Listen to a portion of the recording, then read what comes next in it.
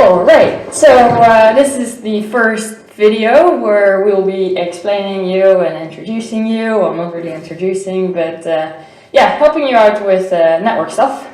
So we got Lars here as our master, and this video, the purpose of this video is really to just guide you through what an entrainment looks like. Yeah. What's the structure, which steps to follow, and then especially how to decide what intelligences to work with. All right. Yeah. Yeah. I'm ready. Are you? I'm super ready. Okay. Good. So if you just have a seat first. So as you remember when we talk about network spinal, there's a few things that we would like to start focusing on. And that's literally what's the energy state of the person. And that's something you might have also an idea from when you talk to the person, or when they come in, they ask how you're doing and blah, blah, blah. And get a sense, listen to how they sound and what, not necessarily what they say, but how they say it, so to speak, because that will help you. And you might remember that you got a sheet out at one of the seminars where you actually have more questions or different ways of expressing themselves for both the practitioner and the practice member. Have a look at that, because that really helps you to understand what season they're in, maybe what intelligence are speaking at the moment. So be aware of that. There's so many sources for information that we can actually have. So be aware of that. What I also usually do, I always start with a person seated. And the reason for that is that sometimes I just want to touch a person, because I get a sense from that too. I also have a quick look at the posture, seated posture. I probably have had a look at them when they walk into the room as well, to get information. Because right now we're on information gathering. That's the whole purpose of the whole setup for the entrainment. Gather information, store it somewhere until you gather enough, and then you decide what you want to do. So CT gives me quite a lot of information. I can see from here how much forward head carriage they have, do they have spinal curves, and usually I just sense a little bit, are their shoulders really tight? Can I move them backwards? Can I actually push the spine forward a little bit? Is it flexible, or is it like locked? Or is it protected, or is it reactive even? So you touch and they go opposite way. So all that is really nice information.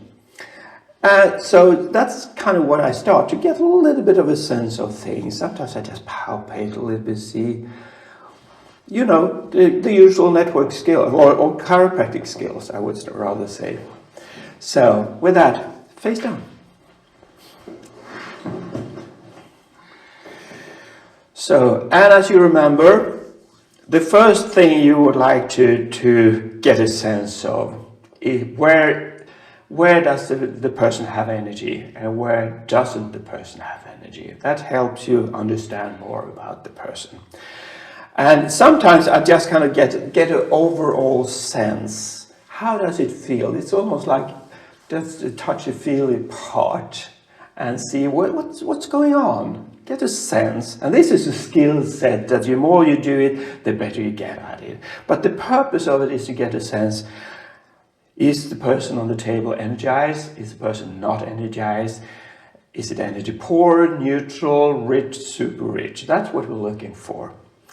From there on, I start to look at the different spinal neural integrity points, so to speak. And as you remember, that's how we figure out what seasons or what intelligence that's in play. And as you remember, when we check for passive, we're first of all checking for the bioenergetic intelligence. Passive tension, you know, you go along the spine, you check. Usually I do a quick run through just to get the overall sense. Then I might go in more details just to kind of feel different areas. And usually it's more area still. Is it this area? Is it this area? Is it here? Is it here? Is it more energized? Is it less energized? Does it feel totally stiff, stuck, dead? Or is it more alive? So that's a quick run over, remember, all the way down to coccyx, all the way up to occiput. And sometimes when you feel an area that is kind of stiff, but there's still, I wonder, is this really super stiff or what's going on? Remember that actually sometimes when you touch right between the spinous processes, there might be a lot of energy. Can you see that Mirta actually starts to breathe when I touch right between like T3 and T4 here? That means that yes, there's some passive tension, but it's also passive tension with energy. So that means if that is like with the passive tension we find, there might be other areas where there's very little energy, but if that would be the passive tension we find, that would be something that we actually could use as a source later on when we start to look for what to integrate.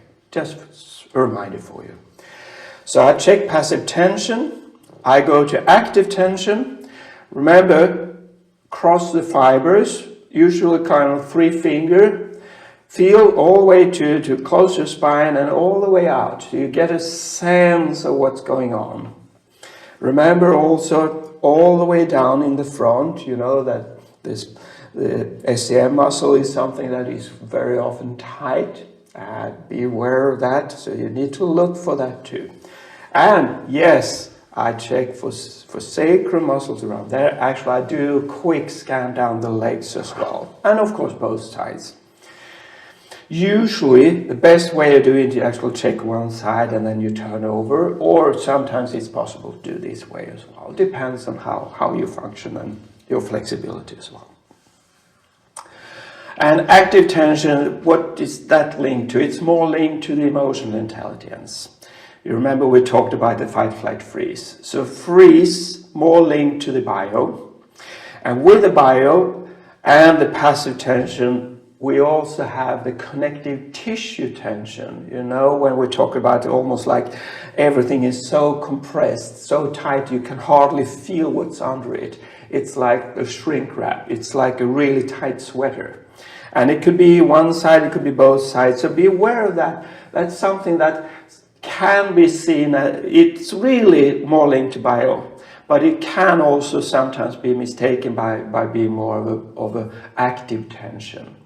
But usually you feel very little structure under it, it's just tight. So that's a way of decipher those two. The next thing we check is for heel tension. Usually take the legs quite together. Check one at a time. Remember, you need to take out inversion stress to take heel tension, if possible. I usually get a first sense overall, how much is it grabbing? I compare to this side. So for her right now, left feels more grabby than the right. This sinks through a little bit easier. Then I can go in and check for details, and I can actually flex through until I feel that the Achilles tendon starts to get loose, and that's really what we look for the top of the neck. And then you can actually feel whereabout is there a kink, which is right here, for example, which is more like lower cervical for her. And I just feel through the whole range, all the way down to coccyx, which is, I mean, you have to use a little bit of force, but not too much to get all the way down to coccyx, if the person is fairly flexible.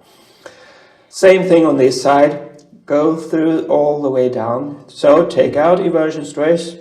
Leg should be pretty much on the table. You never check it up here because you lose all the connection with the person. Also remember, when we check for heel tension, it's not that we check the heel, we check the adverse mechanical cord tension in the whole spine. So our focus is the spine, not the heel. This is just a means of getting a sense of the spine. Got it? Next thing is eversion stress. So I go back. Heel tension is actually about the lower mind intelligence. So remember that. Eversion stress can be both lower mind and upper mind.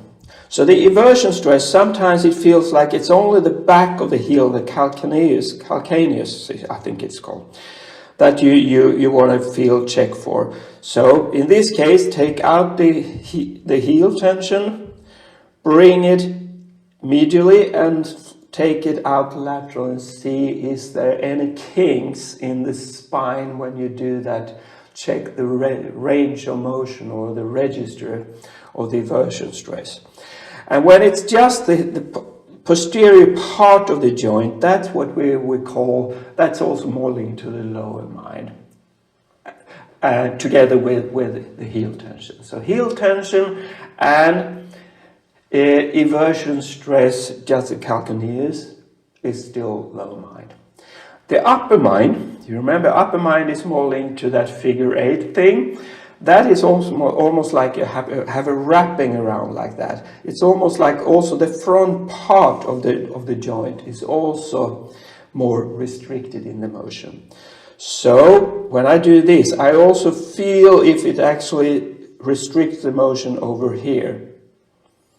And at the same thing on the other side. So on her right now, not so much eversion stress with what we call the mesh, the figure 8 kind of taping.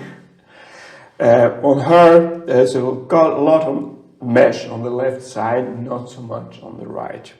Because this one doesn't allow me to flex through like this wrapping. So that's for upper mind.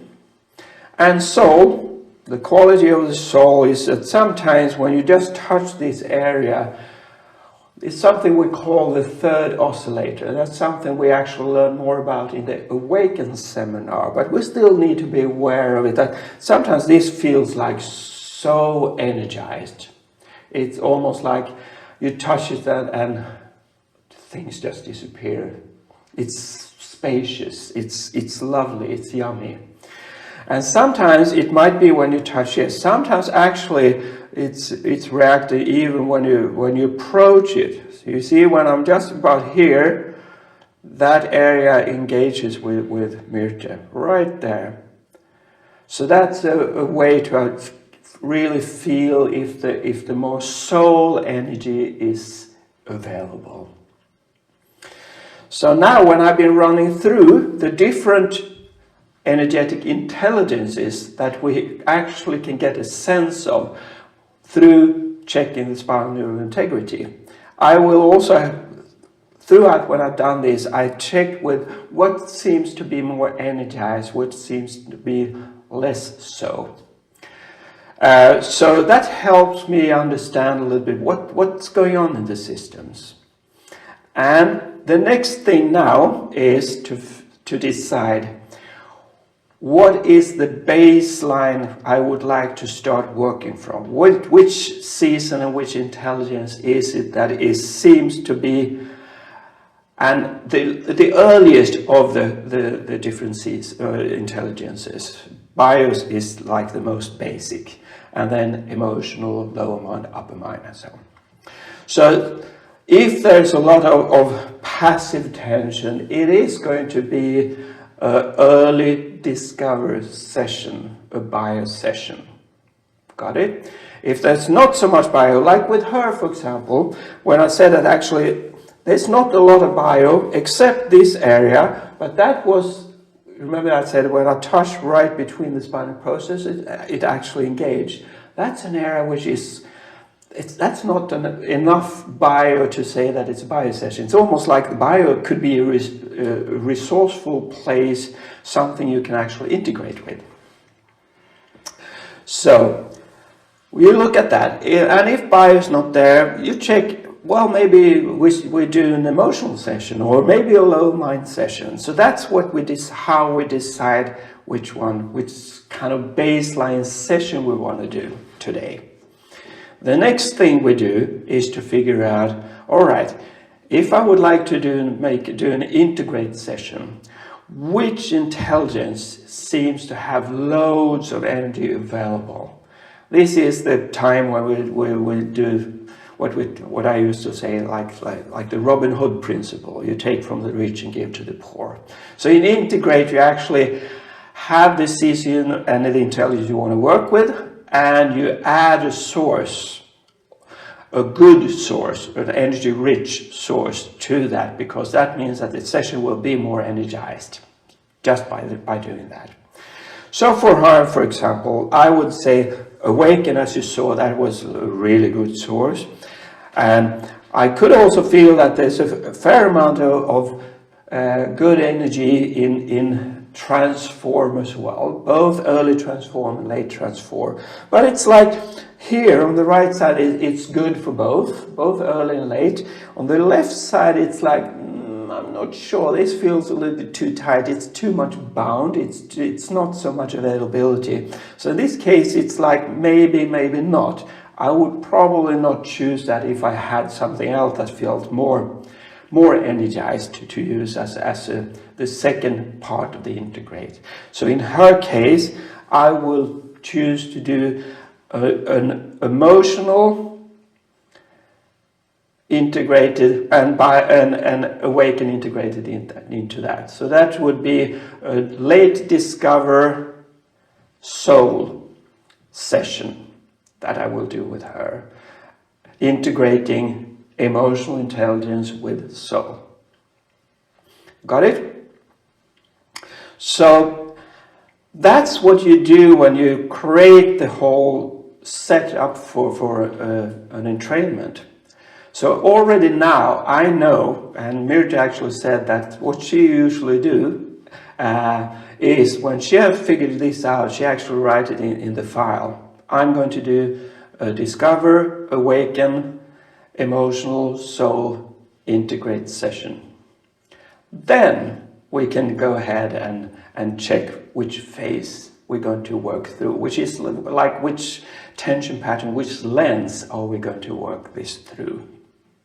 And that's something that is not for this video, that's something we will share more in different videos, how to check for each phase over time. So I hope that is a little bit helpful for you. Let's see if Mirta has some ideas what we would like to add, or something I maybe missed to tell.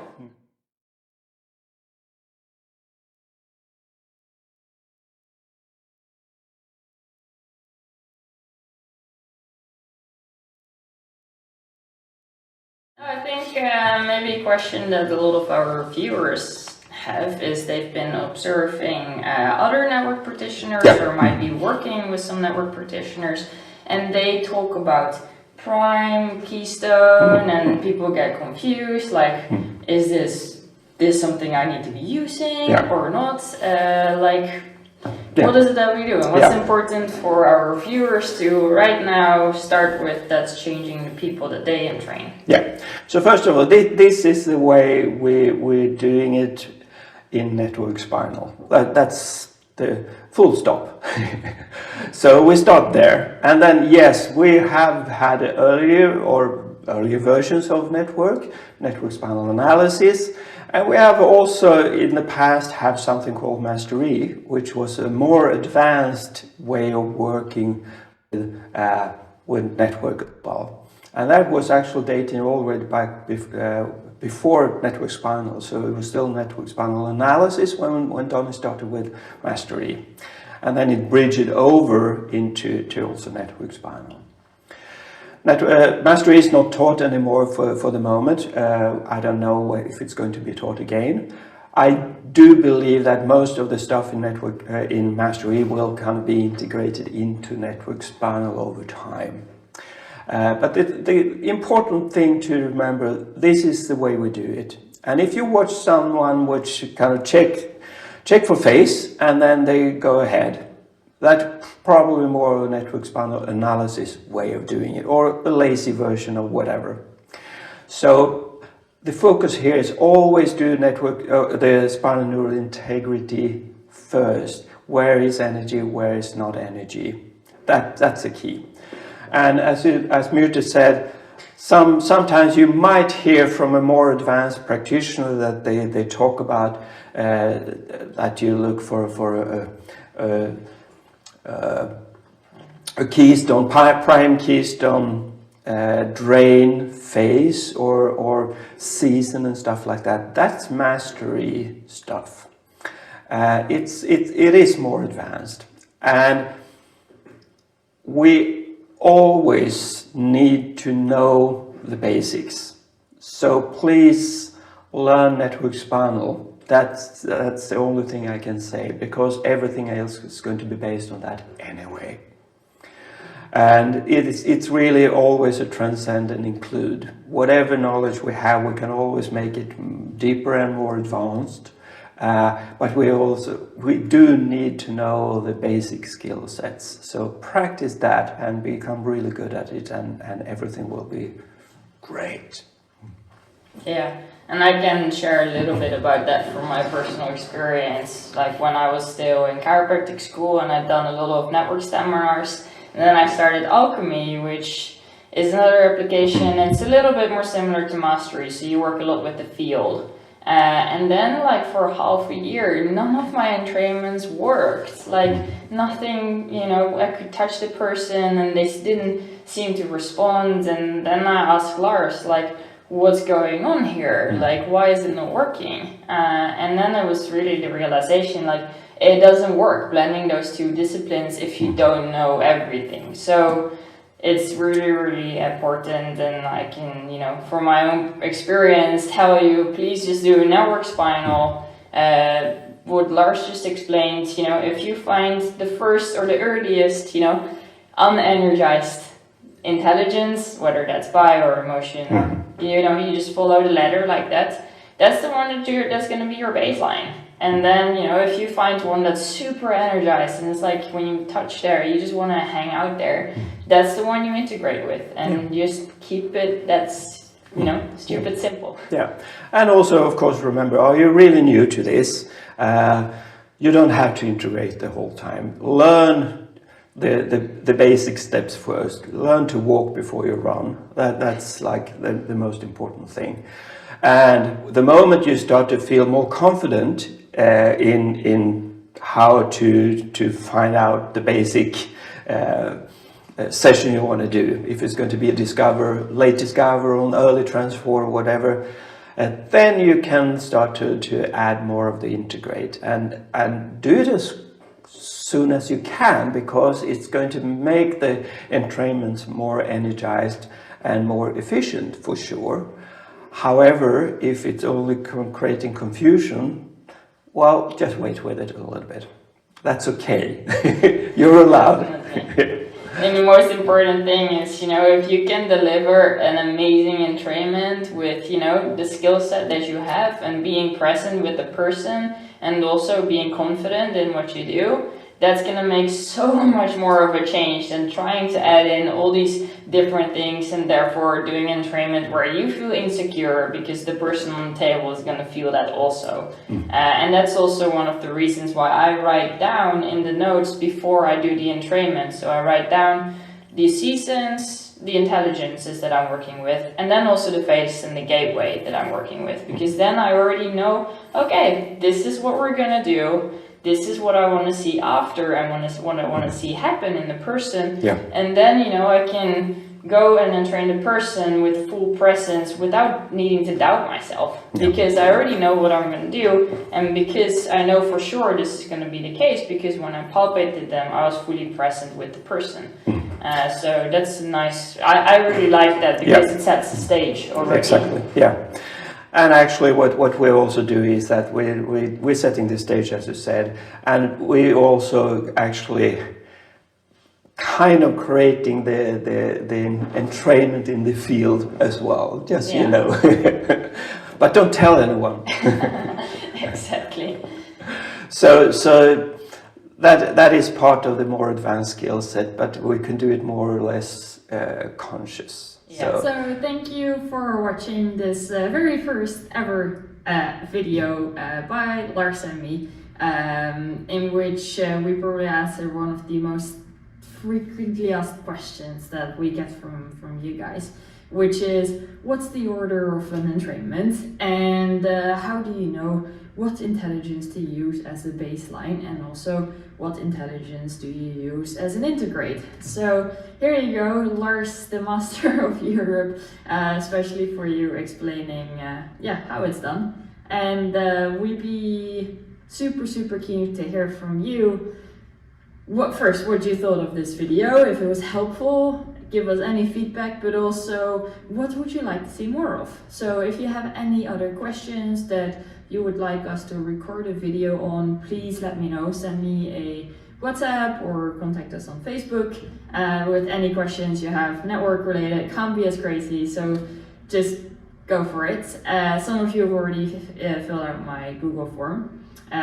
So thank you for that, because we'll probably have enough questions to make a fair few videos.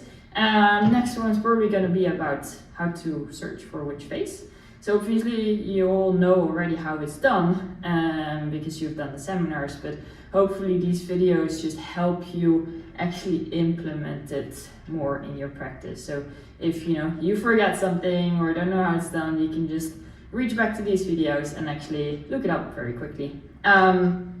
So for now, I'll just be sending these videos to you with a link, but ultimately I'm building a platform, so hopefully soon you can just log into our website and then actually find the videos there. So it's pretty exciting and really excited for to bring these videos and content and more value to you, because I know how hard network is and how tough it can be to have no one around